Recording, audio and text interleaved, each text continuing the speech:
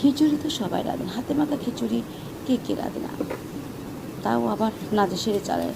আজ আমি আপনাদের সাথে সেটাই শেয়ার করছি। প্রথমে চাল ডাল ভালো করে ধুয়ে পানি চড়িয়ে দিব। এরপর একটি পাত্রে ঢেলে নিয়ে একে একে সবগুলো উপকরণ ভালোভাবে চটকে চটকে মাখিয়ে নিব এবং পরিমাণ মতো তেল ঢেলে দিব। তেলের পরিমাণটা একটু বেশিই দিব, যেহেতু এটা নাদেশের চাল। তো দেখবেন যতই মাখাবেন তত একটা দারুণ ফ্লেভার আসবে। আর মুগ ডাল যদি থাকে দিলে আর একটু বেটা হয়। এরপর চুলা পাত্র উঠিয়ে দিয়ে তাতে কুসুম গরম করে রাখা জলটা ঢেলে দিব পরিমাণ মতো।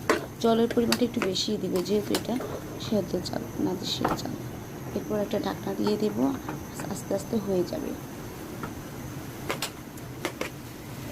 আগুনটা কমিয়ে দিয়ে দমে দিয়ে রাখবে। বেরেস্তা করে রাখবেন আগে থেকে, সেটা উপরে দিয়ে দেবেন, নামানোর ব্যাস হয়ে যাবে হাতে মাখা।